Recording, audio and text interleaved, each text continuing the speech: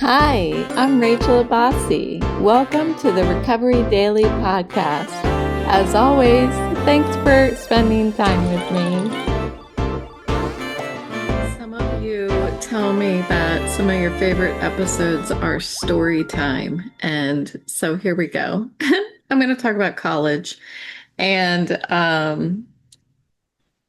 I've been thinking back this morning. Actually, it's been several days because on my Facebook, when I go on there to post something, I don't do a lot of scrolling because of my head, but the first thing that's up there quite often is a memory, And so this week it says 17 years ago, and every day is a different picture of me at this Zeta reunion. So I was in the women's fraternity, often titled a sorority, but it's actually a women's fraternity, Zeta Tau Alpha. And I was at the Alpha chapter at Longwood College, now Longwood University.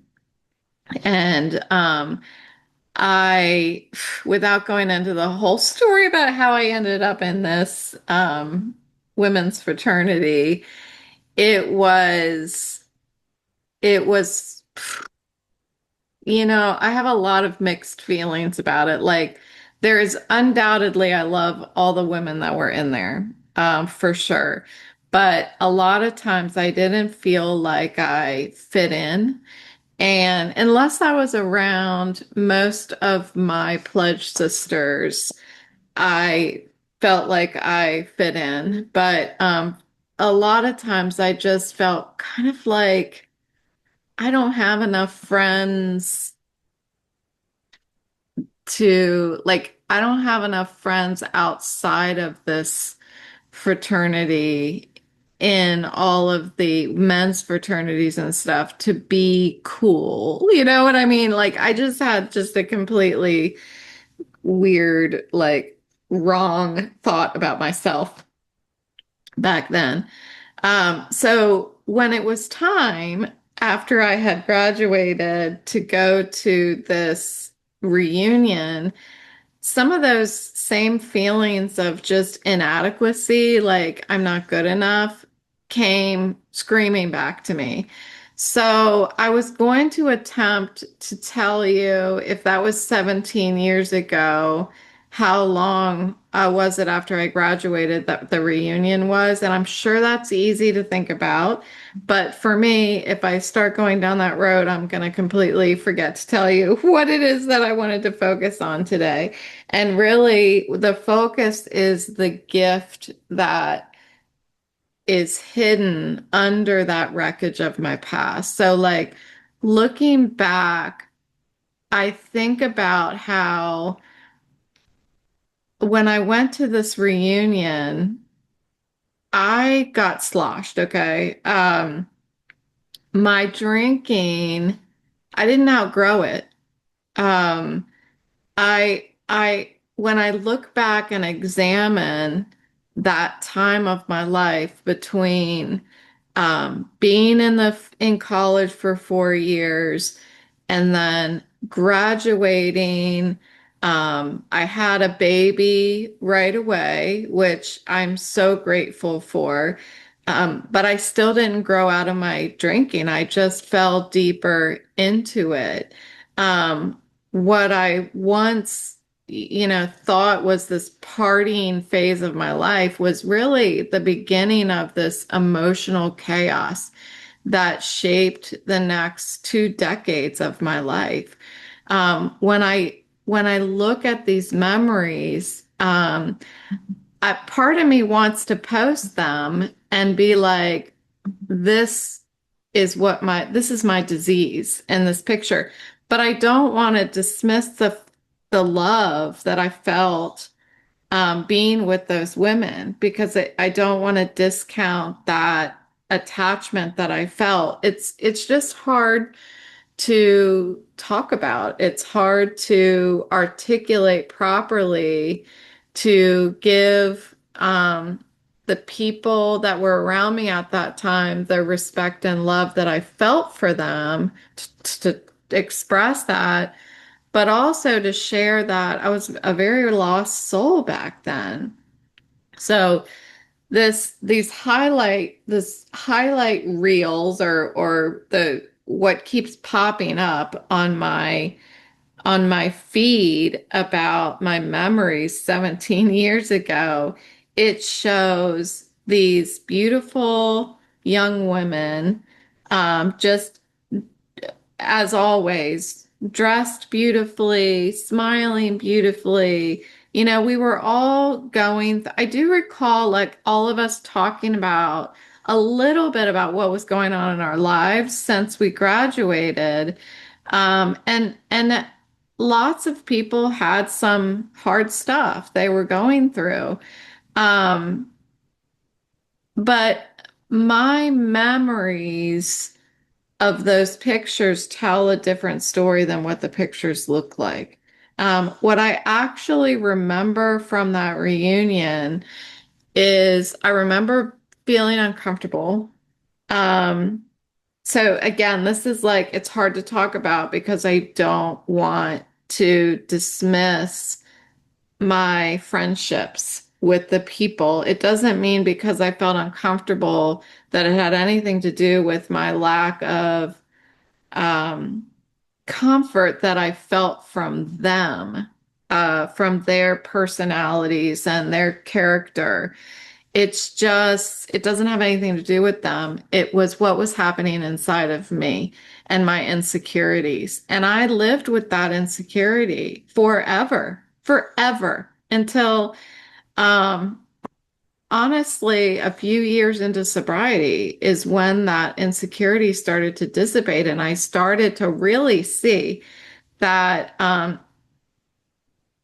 that discomfort is cultivated between my ears, and it resonates out into my fingers. So that, what did I say the other day? Like, I didn't know what to do with my hands, just like Will Ferrell in Talladega Nights. That's what I felt like all the time. So if I didn't have a drink in my hand or a cigarette in my hand, I didn't know what to do. And I still felt uncomfortable. So I just kept putting chemicals in my body. So what I remember from the the reunion is I remember us being in the first bar. I remember talking to folks that I was really close to, my pledge sisters, and just being elated that I got to see them again. But I remember looking over towards some of the women in the fraternity who I always felt uncomfortable around because I thought they were prettier than me. I thought they were smarter than me. And it wasn't their fault. They didn't do anything to make me feel that way. They weren't mean to me. Everybody was super loving and nice to me, but I never felt good enough. So I kept drinking more. And so eventually, was it this morning, last night, I think I looked at Facebook, and the memory that came up is it's uh, four of my sorority sisters, three of them I think were my pledge sisters, and I was laying across their lap and I had a glass of wine in my hand, and you can just tell how drunk I was. Um, not not far after that, or maybe even before that, I had been up on the bar dancing at this bar. All my sorority sisters were there, and sorry if you can hear the dogs barking all of a sudden. Usually you can't hear that in the microwave, in the microphone. So I remember dancing on the bar. There was somebody who got on the bar with me. Um, but I just remember being up there, and I look back at the picture. There's a picture of it too on Facebook somewhere. And I think it was like one of our sorority songs came on. So I decided I was going to get on the bar and do this song. It's humiliating when I think back to it. Sober me would never do something like that. But alas, that's what drunk me did. And drunk me did a lot of that. over the years. And actually, drunk me only got on the bar like that one time, and it was at that women's fraternity reunion, the Zeta reunion. Another memory I have from that reunion is when we were going to another bar. I remember falling in the street.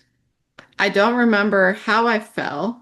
I just remember being on the ground and somebody trying, like, I couldn't even see. I have no visual memory of it because I couldn't see straight. I don't even know how I got to the next bar, but I remember falling in that bar twice in warm, old beer. I just remember the ground was completely wet and stunk of old spilled beer, and I was on the floor laying in it twice.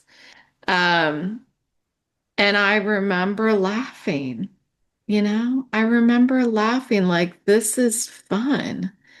Um, the pictures capture the smiles, but they don't capture the truth about the pain that I had on it going on the inside of me. And I never grew out of that. Um, the story that I was telling myself, as I recall, was that I'm in college, I'm with my soror, and even after that, it was an excuse to behave that way because that's the way I behaved in college. So I can do it again. Everyone drinks like this. I never really thought about one day this will settle down. I didn't want it to settle down. I didn't want to mature out of drinking.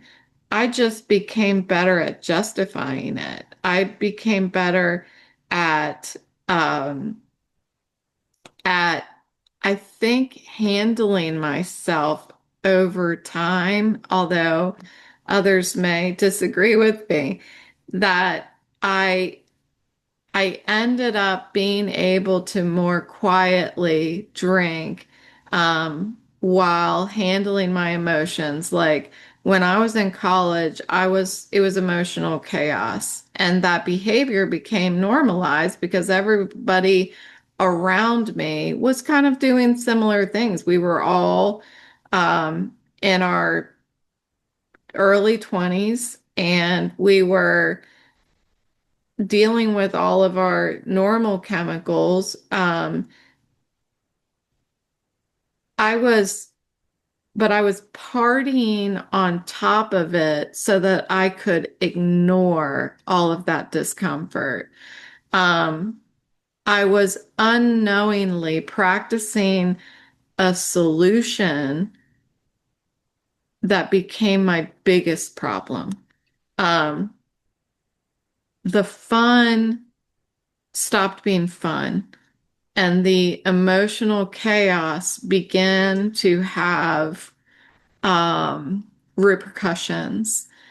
Repercussions like when I look back through my recovery eyes, um, I think about the shame and the guilt and the disrespect I had for myself and the disrespect I had for others. The relationships that I had with boys that were just shallow and meaningless. And it wasn't because I didn't want to have a good, strong relationship. It was because I didn't think I deserved it. So, I did what I did with complete disrespect for what I deserved.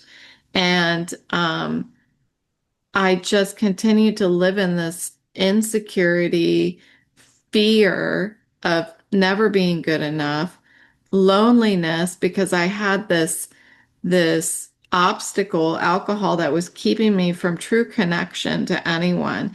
Even though I had some really good friends, there was always an obstacle there. And I think that obstacle is what kept me from remaining connected in the small way that I was to these friends of mine. So years have passed since I've really been able to be a part of these women's lives. I always wanted to belong, but I was so busy escaping uncomfortable feelings that I never actually connected with somebody else's uncomfortable feelings, you know? That's the pain and the discomfort and sharing that. I believe passionately about this. The sharing that is how we connect with each other. Sharing the hard stuff, sharing the good stuff, going through similar things together and learning from each other so that we don't have to recreate the wheel every time. That's why I like to come on here and talk about what it was like for me, because if I can ever connect and if I can ever connect with another person and have them feel that feeling of me too, that I felt that too, I know what that lack of confidence um, mixed with fear felt like. And that's why I picked up a drink too. You know, I found out last year that one of my close uh, Zeta sisters passed away. And I don't know, to this day, I don't know what caused her passing. And I don't want to presume, but it was correlated with liver failure. And during experiencing that loss, I was really close to her. She was one of my close friends in the sorority, and I didn't know for a year. For a year, I feel like it was a little longer that she passed. And I was really upset about that, but when I got past that, I was upset that I couldn't be there for her.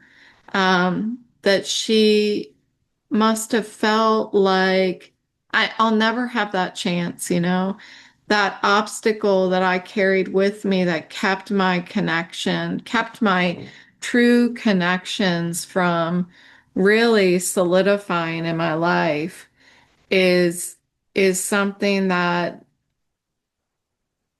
I'll never be able to go back and change. But in connecting with some other friends of hers from back then when I was in college, I ran across another woman who is actually, she was in a different sorority. And she was someone that and again, never felt like I was even close to as beautiful as her. She was so friendly. I never felt uncomfortable around her because she was so loving even back then. So loving and so like willing to just be a friend. I had no idea that she suffered too, but I found that out last year when we reconnected over the loss of our friend, that she has a lot of regrets as well and a lot of um, shame for her behavior. And that really opened my eyes to feeling a little more willing to talk about my experiences. Recovery changes the way that I remember these things. Um, if I allow it, I don't cringe as much as I used to, but I don't romanticize them either. I look back at my memories from those days and with a different understanding. I have a compassion for the younger version of myself. She was not trying to destroy her life. She was simply trying to survive with the only coping skill that she knew. And that understanding that I have gained through working the steps of my sobriety program um, replaces that shame.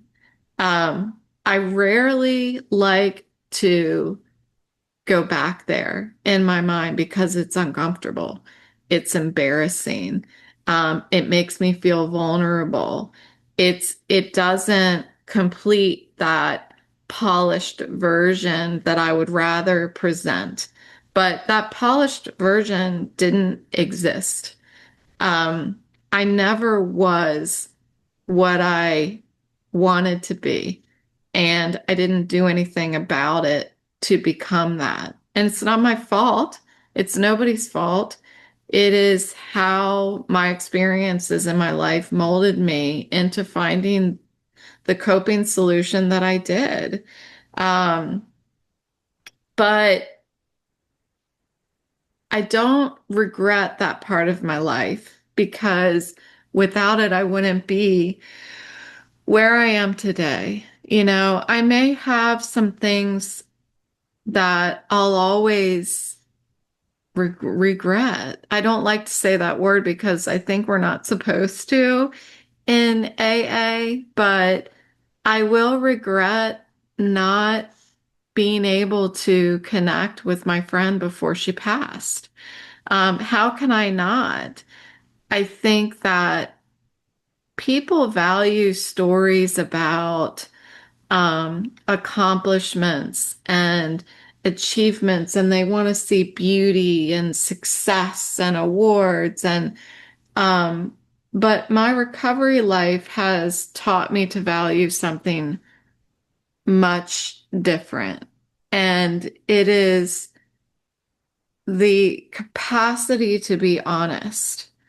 And I think that that is the most powerful thing that I can offer another human being is not talking about my success in my career. It's talking about my survival as an alcoholic with a disease that will never go away. It's not like, okay, I've stopped drinking, now the disease is gone, and I just keep reminiscing about the unmanageable pain. Um, the disease is here. It's alive and well. And as I heard this morning in my meeting, when I'm in a meeting, my disease is outside in the parking lot doing push-ups because it's getting stronger by the day, whether I drink or not. Um, w- the greatest gift that I can give another person is to share honestly about the unmanageable pain that I faced in my life. Um, for so long, I just, I didn't even want to stop drinking. I just wanted to know how to live with anxiety and depression. That's what I wanted. I wanted to understand how do I how do I survive this way? How does everybody else do it? Um, I had so many experiences that I was ashamed of. And today those experiences are the exact experiences that someone else desperately needs to hear. Um, Nobody wants to hear about how I was, how proud I am of the training portal that I created at my company before I had to medically retire. Even though I look back at that as one of my proudest moments, that was like I did it. I gave back something to this company that still exists, that's growing. And I want that to be the proof that I have succeeded in life. But what actually feels the best to my core is when I share about what I've lived through and the hopelessness that I felt, the discomfort that I felt, the pain that just resonated in me, just vibrated in me constantly. When I share about that and I have somebody thank me for talking about it, because that experience can become strength. That pain transforms itself from this is what happened to me to here's how I changed to this is what worked and how it may be able to help you too. And that's how recovery spreads. Not through talking about the perfect stuff, the stuff that I look back at and think, I really made it. I really made it in life. I'm 52 and today I do feel like I made it, but I feel like I've made it for different reasons. I feel like a survivor, and that's a big deal. I don't feel like I need to hide anything. Um, I used to try to hide behind the story that I wanted to tell people. And when I look at those Facebook memories today, I I see someone more than the drunk lying across my friends or the the drunk standing on the bar like clapping, trying to it's funny. I was trying to fit in. I was trying to be fun. I was trying to be liked. And yet I was doing the opposite of what was going to get me there. I had no idea that those memories would eventually turn into something painful, and then yet they would transform into a source of hope for other people. Like I I think about even days like now, I think about how I don't have anything to give. Before I hit record today, I thought, I don't have anything to talk about. Isn't that funny? I thought, I don't have anything to talk about. I'm just going to talk about college. I'm going to talk about these memories that I'm having. But I didn't want to talk about it because when I look back at them, they look like failures to me. But again, like sharing through our most unmanageable pain, we give the greatest gift to others. Because someone who is suffering um, doesn't need to hear how the parts of my life that were easy. They need to know the parts of my life that felt impossible, unbearable, like my life was ending. I was dying, and here I am.